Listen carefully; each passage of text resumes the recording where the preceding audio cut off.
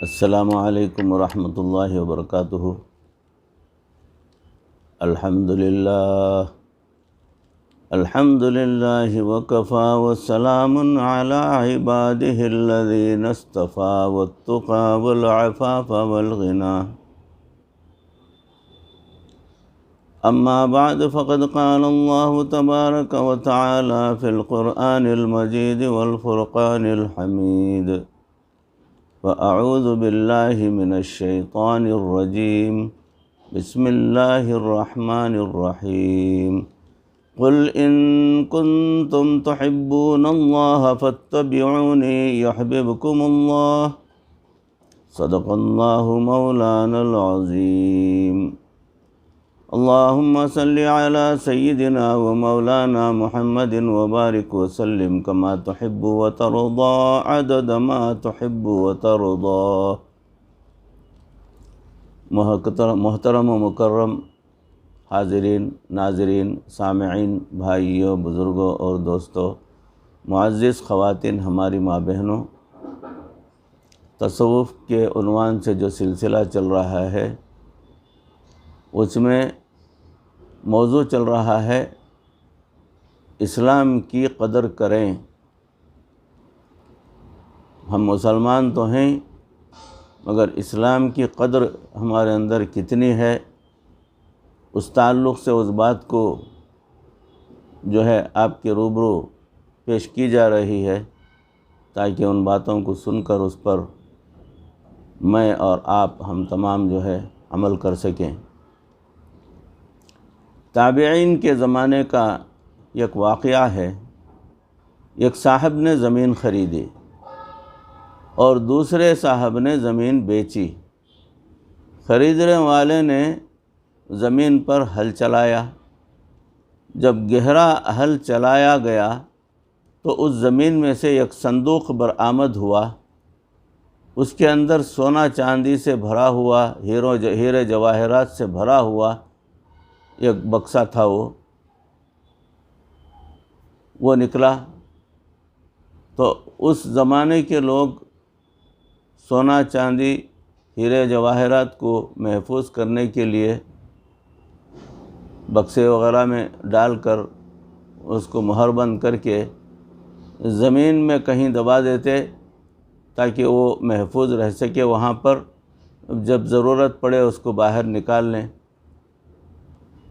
کبھی ایسا بھی ہوتا ہے کہ وہ بھول بھی جاتے ہیں یا ان کا انتقال ہو جاتا ہے یا مقام بدل جاتے ہیں تو وہ چیز جو ہے زمین کے اندر ویسے ہی دبی رہتی ہے۔ تو انہوں نے جو ہل چلایا تو ہل چلانے میں ان کے ہل سے لگی ہوئی ایک صندوق کی کنڈی لگی۔ انہوں نے کھینچ کر بڑی محنت کوشش سے اس صندوق کو باہر نکالا۔ جب وہ خزانہ نکلا تو وہ آدمی بڑے حیران ہوئے۔ انہوں نے سوچا کہ میں نے تو ان سے زمین خریدی تھی، خزانہ تو ان سے میں نے نہیں خریدا تھا۔ لہٰذا اگلے دن وہ بیچنے والے کے پاس گئے، زمین جن سے انہوں نے لی تھی ان کے پاس گئے اور جا کر کہنے لگے، جناب یہ زمین میں نے آپ سے خریدی ہے، اس میں ہل چلایا تو اس زمین میں سے یہ خزانہ نکلا ہے، یہ آپ کا ہے اور آپ مجھ سے یہ لے لیجئے۔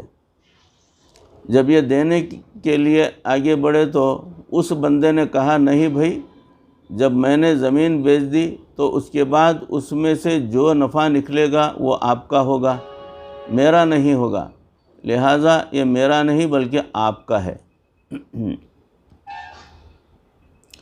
اب ان کا آپس میں اختلاف رائے ہو گیا، لہٰذا فیصلہ کروانے کے لیے دونوں جج کے پاس آئے۔ جب ہم صحیح معنوں میں مسلمان تھے تو ہمارے ایسے مقدمے عدالتوں میں آتے تھے کہ ایک کہتا تھا کہ میرا حق نہیں، میرے بھائی کا حق ہے، دوسرا کہتا تھا کہ یہ میرا نہیں، میرے بھائی کا حق ہے۔ جج صاحب فیصلہ کر دیجئے۔ آج کے تو معاملات ہی اور ہیں۔ ایک کہتا ہے کہ اپنے حق کی خاطر خون کا آخری قطرہ بھی بہا دوں گا، جبکہ دوسرا کہتا ہے کہ میں اپنے حق کی خاطر یہ کر دوں گا وہ کر دوں گا۔ اس لیے آج عدالتوں میں جاؤ تو عدالتیں جو ہے وہ عدالتوں کے اندر عداوتیں بھری ملتی ہیں۔ سیدنا کعب رضی اللہ تعالیٰ عنہ کی عدالت میں مقدمہ پیش کیا گیا، جج بھی حیران تھے کہ اس مقدمے کا فیصلہ کیسے کریں۔ اس وقت کے جج صاحب بھی تقوی والے لوگ ہوتے تھے، اللہ نے ان کے دلوں کو معرفت کے نور سے بھرا ہوا ہوتا تھا۔ انہوں نے ان دونوں سے ان کی زندگی کے معاملات پوچھے۔ اس طرح ان کو پتہ چل گیا کہ ان میں سے ایک کے گھر میں بیٹا جوان تھا اور دوسرے کے گھر میں بیٹی جوان تھی۔ چنانچہ انہوں نے فرمایا کہ اگر تم مجھ سے ججمنٹ لینا چاہتے ہو تو میں یہ ججمنٹ دوں گا کہ بہتر ہے کہ اس بیٹے اور اس بیٹی کا آپس میں نکاح کر دیا جائے اور یہ خزانہ ان دونوں کی جہیز میں دے دیا جائے۔ یہ طریقہ زندگی ہمیں خیر خواہی سکھا رہا ہے، اور دوسرا طریقہ دوسرے سے اجنبیت سکھا رہا ہے۔ پڑوسی کو پڑوسی کا پتہ نہیں ہوتا کہ کون ہے کون نہیں ہے۔ اب آپ کو بھی اللہ نے علم دیا ہے، آپ میچیور لوگ ہیں، سوچیں نا کہ کون سا طریقہ زندگی اچھا ہے۔ یقیناً دل سے آواز نکلے گی کہ دین اسلام ہی زیادہ بہتر طریقہ زندگی ہے۔ اسلام اخلاص کے ساتھ زندگی گزارنے کی تعلیم دیتا ہے، پھر بندہ جو بھی کرتا ہے اس پر وہ بندوں سے شاباش بھی نہیں چاہتا۔ شاباشی کیوں چاہے گا؟ وہ تو فقط اللہ کو راضی کرنا چاہتا ہے۔ فتح مدائن میں جب غنیمت کا مال اکٹھا ہونا شروع ہوا، اس وقت سعد بن ابی وقاص رضی اللہ تعالیٰ عنہ بیٹھے ہوئے تھے۔ ایک مجاہد آتا ہے، اس کے پھٹے ہوئے کپڑے ہیں، لگتا ہے اس کا زندگی گزارنے کا لیول بہت ہی غربت کا ہے۔ اس مجاہد نے کپڑے میں کچھ لپیٹا ہوا تھا، اس نے آ کر وہ سعد بن ابی وقاص رضی اللہ تعالیٰ عنہ کو پیش کر دیا اور کہا کہ یہ میدان جنگ سے مجھے ملا تھا، میں یہ آپ کو دینے آیا ہوں۔ جب انہوں نے دیکھا تو پتہ چلا کہ اس کپڑے میں اس دشمن بادشاہ کا تاج تھا جو اس جنگ میں قتل ہوا تھا۔ اس تاج کے اندر اتنے قیمتی ہیرے اور موتی جڑے ہوئے تھے کہ ایک ایک ہیرے کی قیمت پوری زندگی کے خرچے سے بھی کہیں بڑھ کر ہو جاتی۔ اسے دیکھ کر سعد بن ابی وقاص رضی اللہ تعالیٰ عنہ حیران رہ گئے کہ اس کا پتہ بھی کسی کو نہیں تھا۔ اگر یہ آدمی کسی کو نہ بتاتا اور ایک ایک ہیرا بیچ کر ٹھاٹ باٹ کی زندگی گزار سکتا تھا تو کسی کو پتہ بھی نہیں چلتا۔ چنانچہ سعد بن ابی وقاص رضی اللہ تعالیٰ عنہ نے حیران ہو کر پوچھا، اے نوجوان، تم نے یہ تاج واپس کر دیا، بتاؤ تمہارا نام کیا ہے؟ جب نام پوچھا تو اس نوجوان نے سعد بن ابی وقاص رضی اللہ تعالیٰ عنہ کی طرف پشت کر لی اور جانے کے لیے کھڑا ہو گیا، دوسری طرف کا رخ کر لیا اور کہا کہ اے سعد بن ابی وقاص، جس اللہ کی رضا کے لیے میں نے یہ تاج واپس کیا ہے وہ میرا نام بھی جانتا ہے اور میرے باپ کا نام بھی جانتا ہے۔ یہ دین اسلام ہے جو ہمیں اخلاص سے زندگی گزارنے کی تعلیم دیتا ہے۔ چنانچہ جب ہم صحیح معنوں میں اسلام کے مطابق زندگی گزارتے تھے، اس وقت نوجوان، بوڑھوں اور عورتوں کی سوچ کا معیار ہی کچھ اور تھا۔ کسی کو دھوکہ دینے کا تصور بھی نہیں ہوتا تھا۔ دیکھیں کہ عورتوں کے معاملات ایک دوسرے کے ساتھ بہت الجھے ہوئے ہوتے ہیں، مگر عورتوں کی بات سناتا ہوں کہ اس دور کی عورتیں ایک دوسرے کے ساتھ کیسی مخلص ہوتی تھیں۔ ایک واقعہ دو سوکروں کے تعلق سے سنیے کہ ایک تاجر کی بیوی تھی، اللہ تعالیٰ نے اس کو نیکی بھی دی تھی اور حسن و جمال بھی دیا تھا۔ وہ زندگی گزارتی رہی۔ اس کا خاوند سفر کے لیے کسی دوسرے شہر جاتا ہے۔ کچھ دنوں کے وقفے سے اسے اس شہر جانا پڑتا ہے جہاں اسے رہنا پڑتا ہے۔ اب اس کی بیوی نے یہ محسوس کیا کہ اس کے خاوند کا قیام وہاں زیادہ ہونے لگا ہے، لہٰذا اسے احساس ہوا کہ کہیں اس نے وہاں دوسرا گھر تو نہیں بنا لیا۔ چنانچہ اس نے اپنی اعتماد والی ایک خادمہ سے کہا کہ تم اس کے پیچھے جاؤ اور دوسرے شہر میں جہاں رہتا ہے وہاں ہمسایوں سے جا کر معلومات حاصل کرو۔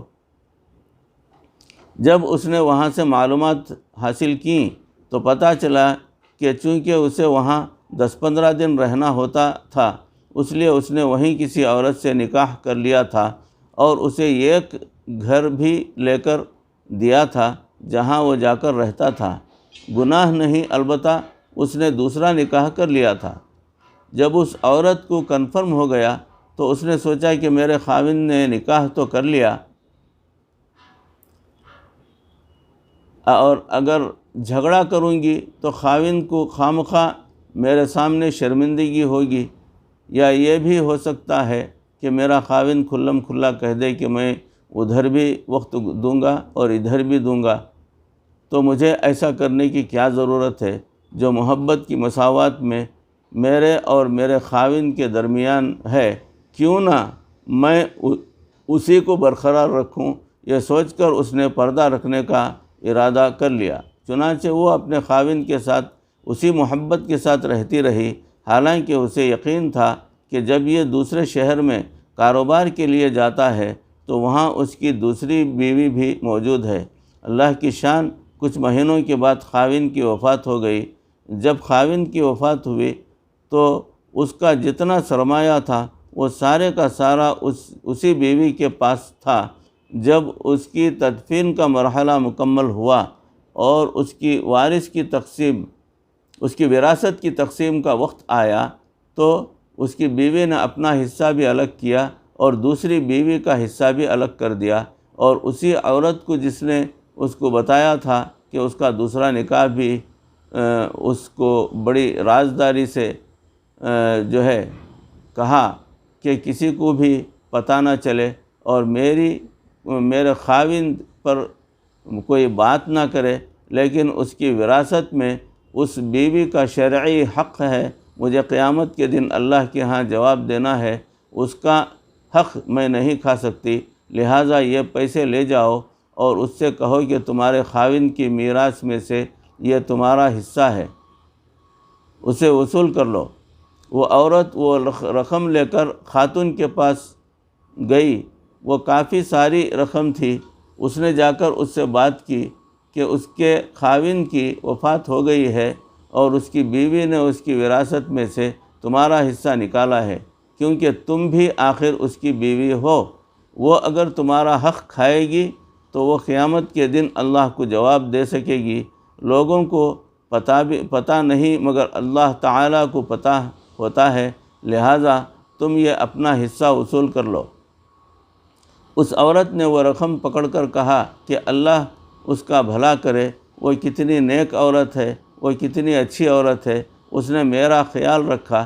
پھر اس نے کہا کہ تم یہ مال میری طرف سے لے جا کر اسی کو واپس کر دو، اس لیے کہ اس خاوند نے مرنے سے 1 ہفتہ پہلے مجھے طلاق دی تھی، اور اس طلاق کا پتہ یا مجھے ہے یا میرے اللہ کو ہے، لہٰذا اس وراثت میں میرا کوئی حصہ نہیں بنتا، یہ اسی کا حصہ ہے، لہٰذا اسے واپس کر دو۔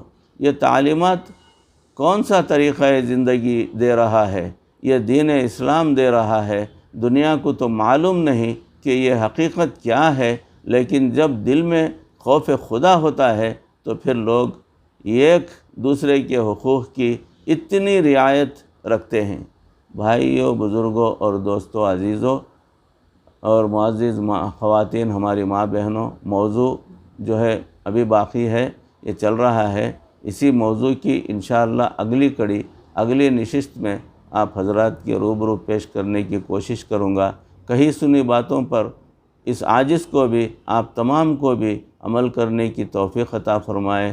دین اسلام پر ہمارا چلنا مقدر فرمائے، دین اسلام پر ہماری موت مقدر فرمائے۔ وآخر دعوانا ان الحمد للہ رب العالمین۔ السلام علیکم ورحمۃ اللہ وبرکاتہ۔